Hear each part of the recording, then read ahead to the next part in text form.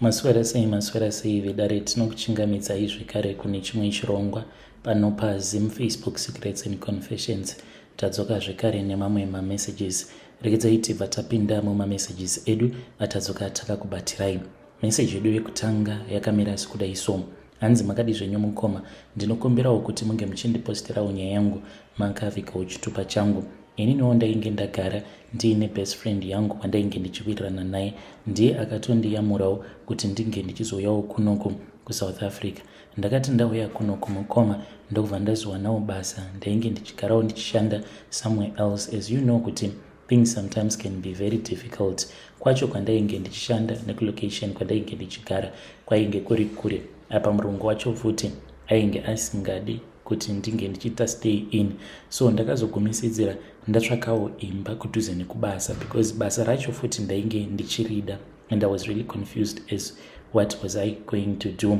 Ndakabva ndachizotanga kuwirirana nawo neumwe mukadzi uyu ainge atori married. Akabva achizoti kwandiri, you know what, sometimes as a woman unokwanisa kutova neumwe munhu uyo anenge achitokubhadharira marenti nei. Ndikabva ndati zvinondomuwana kupi? Akabva anditi men are galore, unokwanisa kutongomuwana even in other places. Iwe unoreva kuti hauna here mafriends ako akaroorwa nevarume vane mari, not like murume anenge ari very rich, but kungovawo munhu wekuti anenge aine mari yekuti anokwanisa kupota achikuchengeta. Ndikabva ndati I do have a friend, such a friend. Murume wacho atori nemotikari, ane kabusiness kake kaainako, but I don't think that that guy can date me, but I wish, because ndainge nditori pama1 mukomanashi, ndainge ndisingatombokwanisi kana kutobhadhara rent most of the times. So akabva achizondipa kamwe kamuti, akabva anditi kamuti aka zvaunofanira kuti unge uchiita,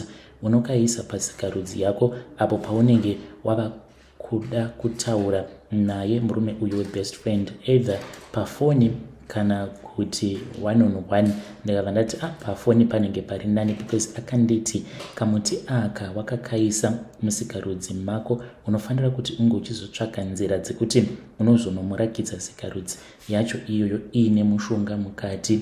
It's either unotoita zvekutomutumidzira picture kana video call. Mukomanashi ndakabva ndachizoita saizvozvo, ndikabva ndatora mushonga uyawe ndakaita mazuva ndakakaisa kamushonga aka musikarudzi mangu. Ndakatora mapictures amene kuti unokwana kuita rungani, but still ndainge ndisina manje kana zvivindi zvokuti ndinge ndichimutumidzira. Dzimwe nguva ndaikwanisa kutotumidzira iye ari offline, ndobva ndazoti delete for all, until one day ndakazoti delete for all ari online, apa ainge ari kubasa. Akabva anditi naiwe, why is it each and every time unenge uchingoti delete for all? Ndikabva ndamuudza kuti zvimwe zvacho zvandainge ndichida kumutumidzira zvainyadzisira. Akabva ati alright, let me find somewhere else. Akabva achizondiudza kuti ainge aenda kutoilet, so I was supposed to call him.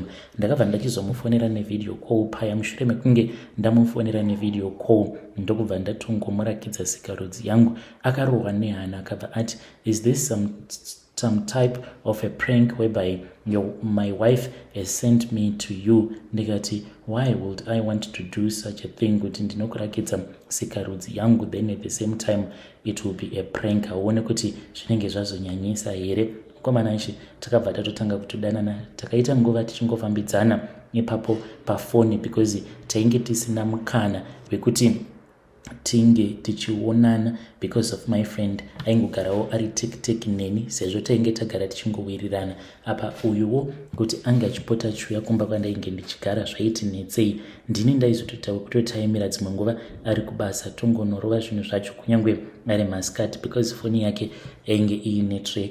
Zvadaro mukoma musikana uya wekundipa mushonga uyu akandibvunza kuti ndainge ndichipiwa mari here navo baba vave. Ndikamuudza kuti mari vanondipa but vakanyanyisa kuomera. ndo pandakabva ndachizoirasa. Ndakabva ndachizopiwa umwe mushonga wainge wakaita kunge bute, waitonhuhwa kuita kunge bute. Ndikabva ndanzi mushonga uyu chizama kuti unge uchimubikira chikafu chaunenge wabika iwewe nemaoko ako wobva wazomupa. Ndikabva ndati iripo, I can try to do that. Ndakabva ndachizomubvunza one day ndikati ko uri kushandira kupi, akabva azondiudza.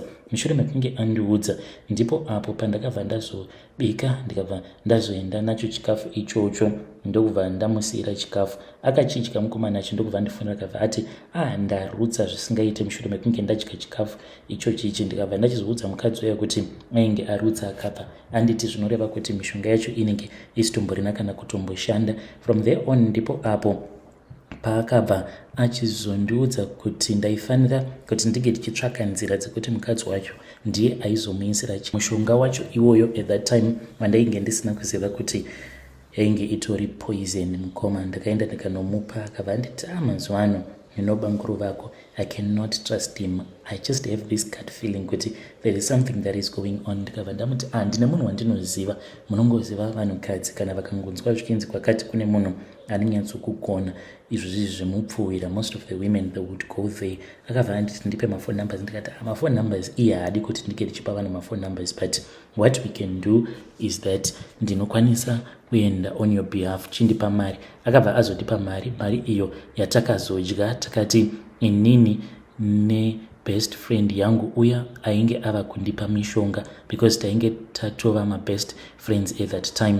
So mushure mekunge andipa mushonga iyoyo ndakabva ndachizoenda ndikabva ndazonopa mukadzi uya wekuzozviurayira murume wake. Ndakamupa mukomanashe akavhara chaizvo, akabva anditenda ndokubva achizobikira murume wake. The day raakatozviita akatondifonera, it was somewhere past 4 ndava kutoda kuti nochaisa. Akabva ati nhasi ndikuda kutovapa mupfuwira iwowo. So mushure mekunge azomubikira akazokundifuna chinditi munhu ari kurwara kunoku but arutsa zvake. Saka zvakabva zvachizonomukanganisa kutoti maacids mukomanashe chirwere chinonzi maacids chakashata chaizvo because akabva achizotanga kuonda kupera apa ainge ambori munhu aiva mukobvu aine zibhodhi rake rakanaka, akapedzwa nawo mushonga wacho.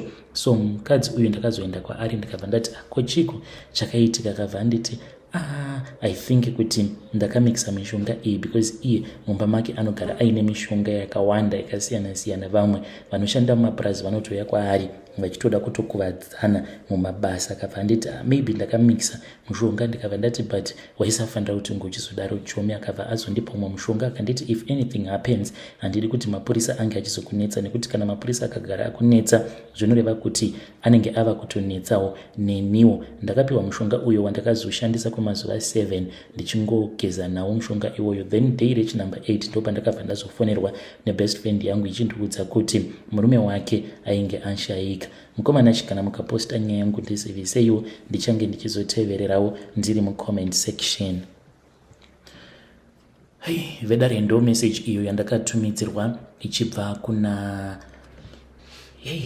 kuna vanzvadzi vedu. Ngatizamei kuti tinge tichitaura navo vanzvadzi vedu ava mucomment section. Strange things indeed they do happen in this world.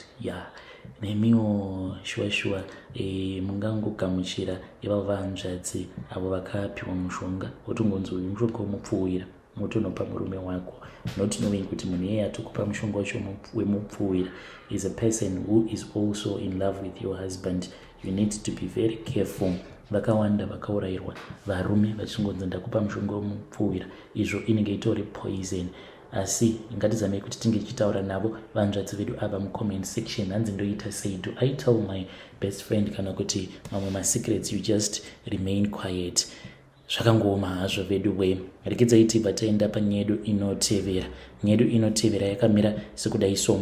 Hanzi makadi zvenyu mukoma ndinokumbirawo kuti muke muchindiposterawo nyaya yangu makavikawo chitupa changu. Nyaya dzeanointing oil idzi dzakandikanganisira business rangu. I know kuti vamwe vanhu vanokwanisa kuti iwe anointing oil yekwamwari inogoshanda seiko pabusiness rako, because pandakauya kuno kuSouth Africa ndakabva ndachizotangawo zvimaspaza shop. Ndakatanga nechispaza shop changu 1. From there on ndokubva ndachizoita zvekare chimwe chispaza shop until ndatova netavern. Then ndikabva ndazonzwawo zvichinzi kwenge kuine imwe night club it was up for rental. Manigerian acho ainge akasungwa, so ndakabva ndachizotanga kurenta night club iyo ikatozova rent to buy. Zvinhu zvangu zvaitoflowa mukomana acho. I never cared about God or about anything.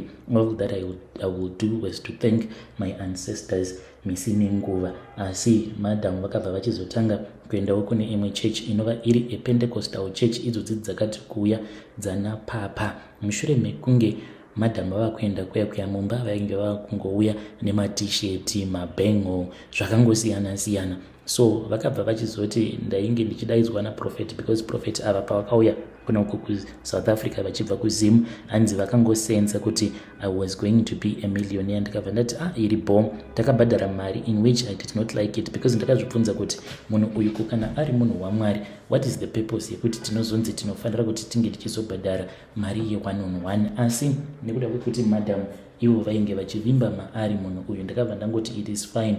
Ndokubva paya tachizoenda mukomana achi, takaenda kuya ndokubva tachizopiwa anointing oil iyo yandakanzi ndinopota ndichimwaya padoo reclub.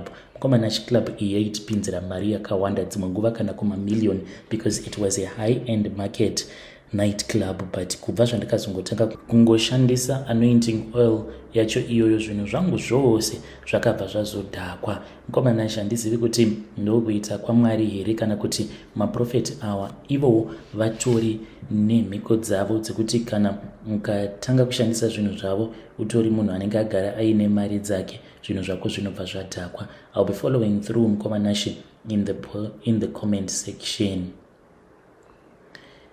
Vedare ndo message iyo yandakatumidzirwa ichibva kuna mukoma vedu avo. Hanzi kutaura kudai, so I am just hustling, I am just surviving, but zvinhu zvakaoma. Ngativabatsirewo mucomment section. Ndikezoiti vataenda panyedu inotevera. Nyedu inotevera yakamira sekudai, so hanzi makati zvenyu mukoma, ndinokumbirawo kuti muke muchindiposterawo nyaya yangu makavikawo chitupa changu. Ndakaurayirawo mwana wangu mahara. Shure mekunge ndauraya mwana wangu, ndokubva ndachizobirwa mari yacho futi nemanigerian. Kutaura kudai, I am in so much pain. Ndiri murume uye zvekare ndine makore 36 years ekuberekwa. Confession yangu yakamira sekudai, so ndakaroorawo, this was 4 years ago. Ndokubva ndachizoita mwana wangu mumwe chete, my only boy that I had. So nekuda kwenhamo ndakabva ndachizotanga kungofamba ndichingoti chero ndikangosangana nemunhu anenge achiti anokwanisa kundirombesa, ndainge ndichitoda kutoromba at that time. Ndopa ndakabva ndachizongotorawo zvimapepa zviya zvinopiwa mutown short boys that can bring you quick money. Mushure mekunge ndatora zvipepa zviya ndipo apo pandakabva ndachizozviudza kuti zvainge zviri nani kuti ndinge ndichitongoromba. Ndakaenda kwavari manigerian vaya vainge vachishandira musaluni, but at the back of the saloon ndobva tataura zvedu. Mushure mekunge tataura vakabva vanditi they could give me $1 million for my son, because ndakavarakidza picture. Umwe wacho akabva ati I can see kuti ane chipo, ndokwanisa kukupa $1 million for your son, but ndichazotora heso hundu yatichange tichizoshandisa paaltar yake. Ndakaenda kumba mukomana achi ndaiti kana ndikatarisa mwana wangu ndainzwa kuda kuyeredza misodzi, asi ndobva ndangozvidzora, ndobva ndazozviudza kuti ndikakweita sei mukomana achi, nekuti ndo zvinenge zviripo. Mushure mekunge ndaita saizvozvo, ndakabva ndachizotora zvipfeko zvake ndikaenda nazvo kwavari varume vaya vekunigeria, ndikanovasira zvinhu izvo zvavakati zvainge zvichazoendeswa kuNigeria. Mukoma ndakagara kuda kweabout 2 months, ndokubva zvipfeko zvemwana wangu zvazodzoka. Mwana ndopa akabva achizofa. Mwana akangotanga kungogwina, kwava kutopupuma furo, kutoti ambulance naini ambulance ingauya yainge yakatobatwa mumweya in the spirit world nemadhimoni awo ainge achida kutora upenyu hwemwana wangu. Mwana akafira mumba mukomana achi, zvinhu zvekuti zvakavhundutsa veruzhinji, zvikakatyamadza location rose kuti ndo zvainge zvaitika. Ndakachema ndikabowa semombe, asi ndainge ndichitoziva hangu madhiri angu. Takaenda nemutumbi wemwana kumusha. Ndichizodzoka mukomana achi ndopa ndakaudzwa kuti mari yangu yainge yaita. Ndakaenda kune imwe imba kwacho kumwe kwandainge ndakamboita dzimwe mhiko, asi ndiri mumba muya pakatanga kungotaurwa dzimwe nyaya dzandainge ndisinganzwisisi, uye zvekare mari yainge yakawaridzwa patable yainge yakawanda kwazvo. Ndikafara ndikati isacrifice, a worth sacrifice. Saka vakabva vazonditi pane imwe mhiko yauri kufanira kuti unge uchizozadzikisa iwewe, but mhiko iyi hausi kufanira kuti unge uchizoisadzikisira munomo. Tiri kufanira kutoti tinge tichienda newe kumidrand, but ndainge ndisina kuziva kuti kumidrand uko kwandainge ndava kuendeswa, that was where I was going to get robbed. Mukomanashi takasvika kumidrand kwekuya, it was somewhere past 1 am. Ndokubva zvanzi shamwari pindaomo. Ndokubva ndapinzwa mune imwe imba, vakabva vatanga kundipfungaidza nemimwe mishonga, vakabva vati zvinenge zviri kuramba. Koma mupfungwa dzangu ndainge ndava kungofunga 1 million iya yandainge ndaona ndichirakidzwa zvichinzi iyi ndiyo mari yako, because wakabvuma kuuraya mwana wako ukatipa his soul. So pandakanzwa zvichinzi zviri kuramba, ndikati zvino toita sei? Vakabva vati tikufanira kuti tinge tichienda zvekare kune imwe imba makare momo Midrand.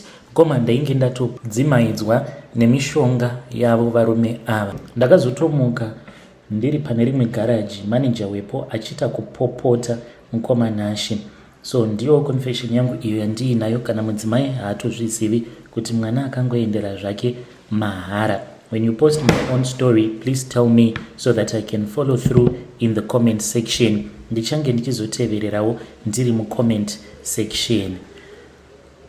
Vedare ndo message iyo yandakatumidzirwa ichibva kuna mukoma vedu. Zvakangoma hazvo vedu we.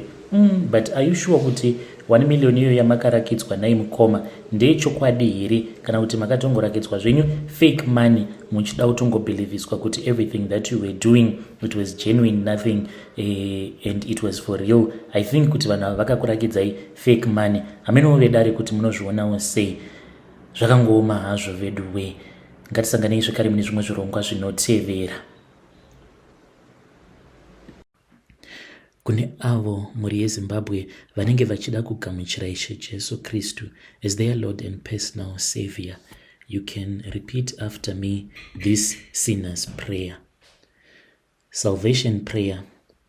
Father Lord, I come into your presence as a sinner. I confess all of my sins. Please forgive me. I did not know any better. I promise not to go back to my old ways. I believe that Jesus Christ came and died for me on the cross of Calvary so that my sins can be wiped away. I accept Jesus Christ as my Lord and personal Savior. Be the Lord over my life. I promise to save you forever and ever. In the name of Jesus, amen.